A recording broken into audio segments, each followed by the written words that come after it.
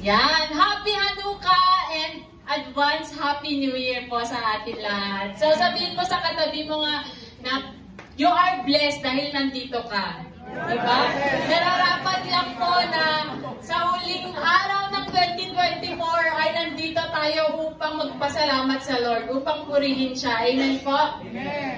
Kaya yan, receive your blessing and receive your miracles. So yan, ang miracle na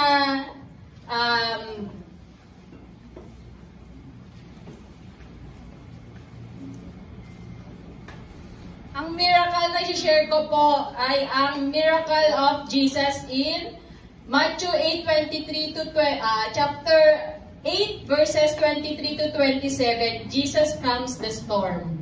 So yan, so hindi na po to bago sa bawat isa sa atin. And we know and do believe na itong story na to is talagang nakatatak na sa isip at sa puso natin. So yan, in this miracle, Jesus show us to have faith. Diba po?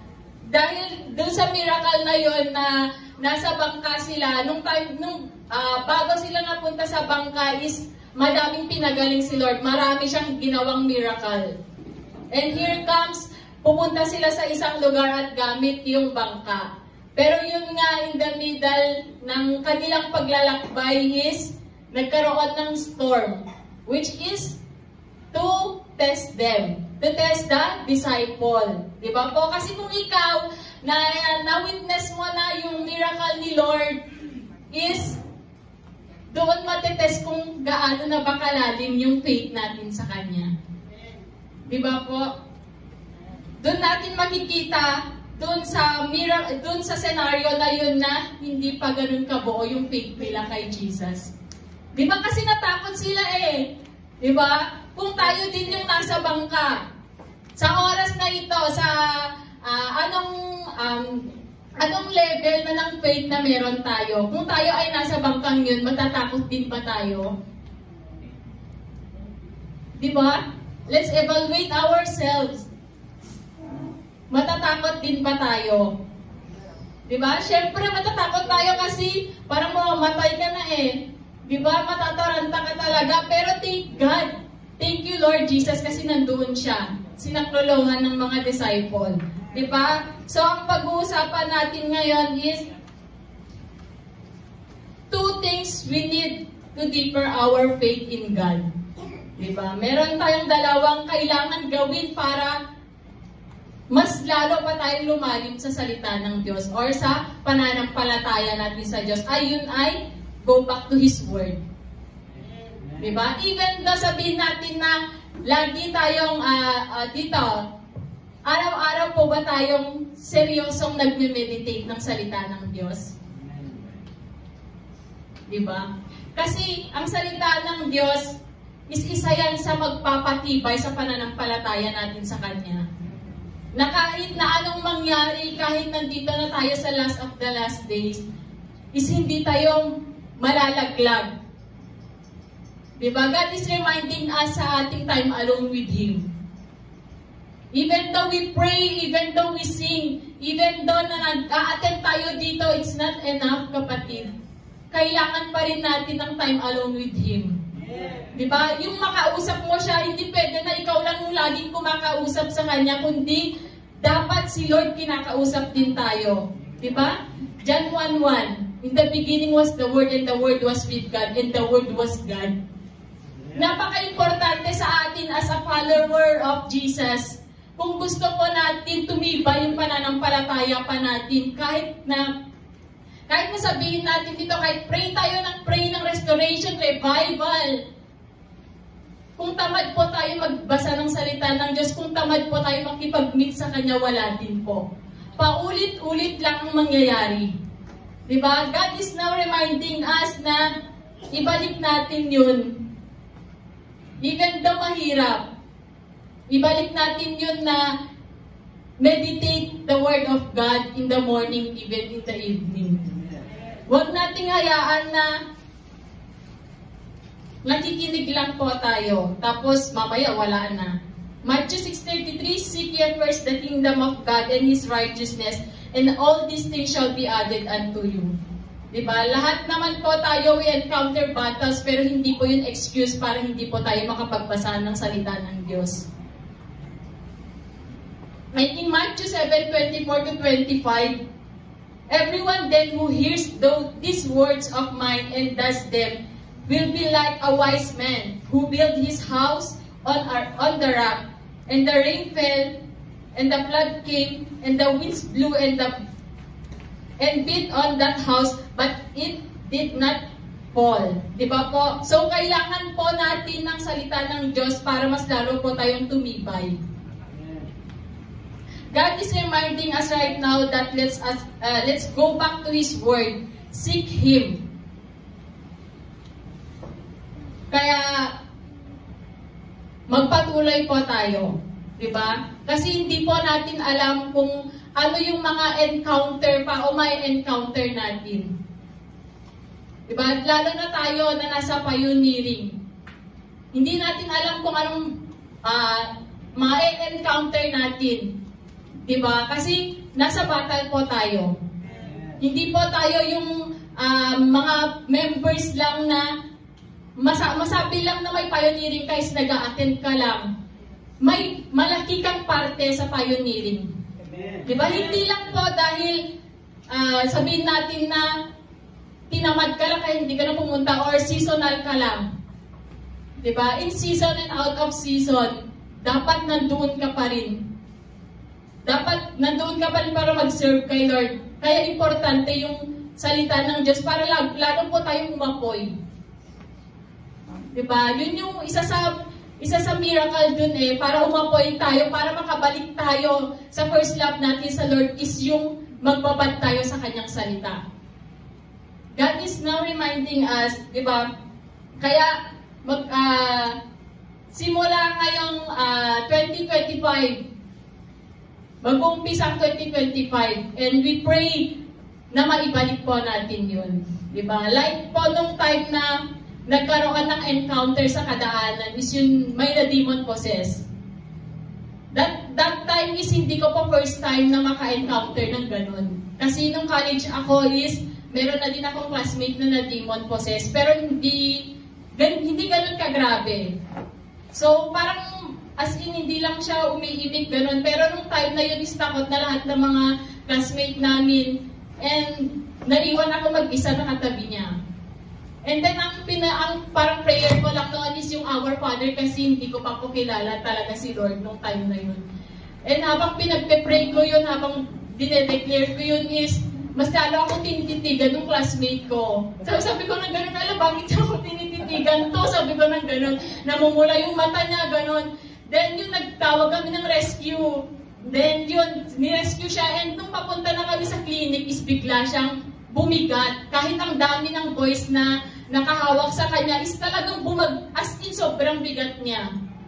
Sabi ko nang ganun, first time ko na-encounter kasi kung ako yun, siguro kung nasa malayo ako, tapos marinig ko yun na may nasaniban, hindi ako lalapit.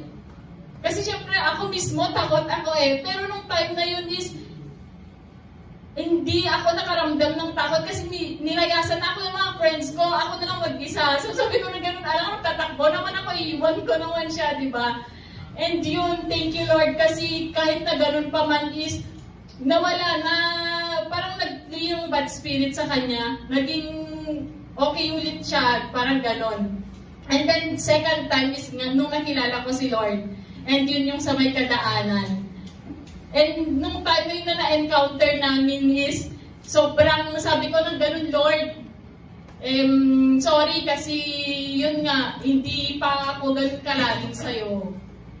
Kasi nung time na yun na-evaluate ko yung sarili ko na, hanggang dito pa lang ako, hindi pa ganun yung kalalim yung faith ko kay Lord. Kasi nung time na yun is talagang kinakas out namin doon, mapapatunayan na hindi lang pala isang bad spirit ang pwedeng sumanib. Kundi kahit tatlo, kahit madami pala sila, di ba? Tapos tinatawag din nila yung Diyos nila. Ganun pala yung nangyayari kapag nasasaniban. And then sabi ko nang ganun nag-worship kami, nag-pray kami, then yun, nag-declare kami ng word ni Lord, and thank you Lord kasi hindi niya kami iniwan. Napagtagumpayan namin yung encounter na yun dahil kay Lord. Dahil sa powerful niyang pangalan. Yeah. Di ba po? So sa buhay natin is, hindi natin alam, lalo na tayong lahat ay nasa pioneering, kahit pa nasa bahay ka lang, pwede kang gamitin ni Lord eh. Di ba? Kaya mag-init tayo, magbabad tayo sa kanyang salita. Dahil napaka-powerful po ang salita ng Diyos sa buhay natin. Amen po. So yan. Number 2 po is application of the Word of God in our lives. Diba? Kung tayo nabasa na natin ang salita ng Diyos, narinig na po natin, kailangan naman po natin itong i-act. Hindi po pwede na narinig lang natin and then nakalimutan na natin. Or isinantabi lang natin. Diba? Kahit na dapat is i-act natin ito. So in James 1, verses 22 to 25, but be doers of the word, and do not hear only, deceiving yourself. For if anyone is hearer of the word, and not a doer, he is like a man who looks intently at his natural face in a mirror. For he looks at himself and goes away, and at once forget what he likes.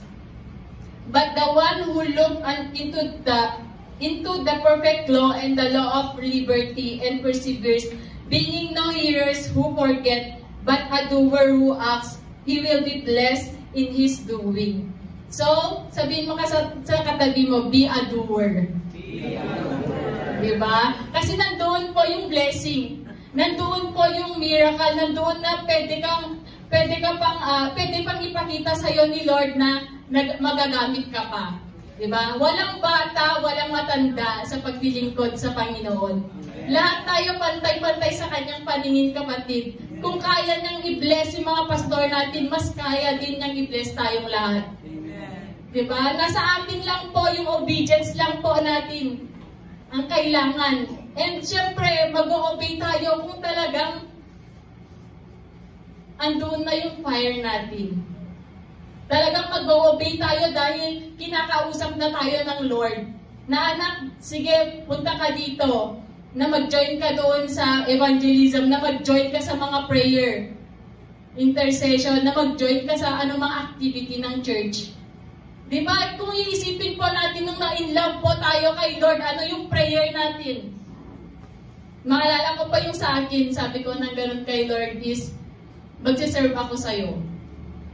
As in, kasi nandoon, as in talagang i-bless ka ng Lord. Yung peace of mind, yun ang pinaka-greatest blessing na marireceive mo, kapatid. Kasi kahit na nandiyan na yung bagyo, kahit na anumang pagsubok yung haharapin mo, masasabi mo na, God, you are in control.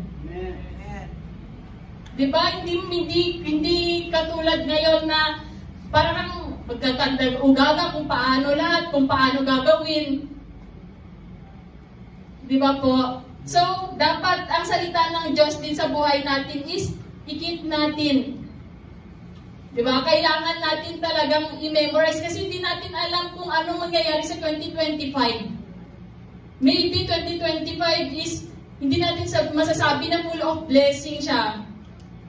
Diba? Kaya siguro, sabi ko nga kay Lord is, Lord, about miracle, pero bakit parang yung instruction mo is parang bumalik kami sa'yo. Mas lalo kaming dapat uminit. Mas lalo dapat na mag-serve kami sa'yo. Diba? Kasi kailangan ng mga nowadays is talagang pahirap na ng pahirap. Talagang makikita mo na napaibig na ng paibig yung mundo. Kaya po tayo naka-encounter kay Lord. Kaya po tayo nakakilala kay Lord kasi gagamitin ka. Magiging susi ka para sa kaligtasan ng iba. Di ba po? So, be happy na nakakilala po tayo kay Lord kasi naligtas ka na. Kaya ikaw din yung gagamitin ni Lord para maging channel ng blessing niya para maligtas din yung iba. Di ba po? So wag po tayong panghinaan ng loob, di ba? In James 2:26, faith without action is dead. Di ba? Yan. Kaya magiging useless lang ang salita ng Diyos sa buhay natin kung hindi natin ito gagamitin. Di ba? Sa tamang paraan. Di ba? With the guidance of the Holy Spirit, kapatid manampalataya ka, mangyayari yan. Di ba po? Kasi kung ako, ini-imagine ko, na noon nag-worship lang ako, tapos, kasi laging pinapakita sa akin ni Lord noon yung Bible, then the dove, ganon. Then sinasabi ko kay Lord, pinakita din ni Lord na nakatayo din ako sa ganito. Then sabi ko kanang ganon kay Lord, Lord, hindi ko naman alam, hindi ko kaya. I always refuse God. Sinasabi ko na hindi ko alam, Lord, hindi ko alam kung paano mo ko gagamitin, hindi ko alam, parang ayoko. Talagang ayoko, sabi ko ng ganun kay Lord. Pero, greater blessing ang marireceive mo once na nag-obey ka sa Lord. No. And glory to God for everything kasi yun, nakatayo ako sa inyong harapan for His glory, for His glory alone, di ba? God has given us the power and authority. Lagi mong tandaan yan, kapatid. Kung nasa iyo na ang Holy Spirit is, marireceive mo yung authority and power. Di ba? In Luke 10:19, di ba, lagi po natin itong dinedeclare. Behold, I give unto you power to tread on serpents and scorpions and over all the power of the enemy, and nothing shall by any means hurt you. So, gamitin po natin yun, kapatid. Di ba? And yan, in Luke 24:49, before Jesus ascended, and now I will send the Holy Spirit, just as my Father promised, but stay here in the city until the Holy Spirit comes and fill you with power from heaven. So yan, so let's always acknowledge the Holy Spirit in our lives. And in John 14:15-17, if you love me, you will keep my commandments. And I will ask the Father, and He will give you another helper to be with you forever, even the Spirit of truth, whom the world cannot receive, because it neither sees Him nor knows Him. You know Him, for He dwells in you. So yan, hindi lang po dapat physical body ang binubusog po natin, kundi pati po dapat spiritual. Mas lalo po dapat ang spiritual, kasi lahat ng kinakain naman natin, lahat ng nakikita natin dito sa mundo is temporary lang po. Lagi po natin yung tandaan. Diba po? So, and sinasabi ng Lord na kung totoong anak po tayo ng Diyos, makikinig po tayo sa Kanya. Amen? Hindi lang po tayo taga-amen dito sa lugar na ito. Diba? Kundi tayo po ay servant ni Lord. Diba?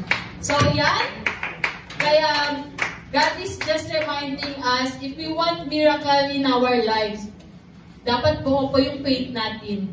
Dahil nangyayari po talaga ang miracle kapag buo na yung faith natin. Diba? No doubt, no room for doubt, kasi kapag nag-doubt ka, wala na. Ekis ka na. So yan, kaya let's start our 2025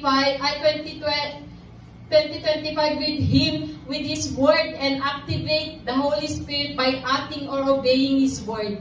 2025 is not an easy game. That's why prepare, pray, be watchful, and keep the faith. And glory to God for everything.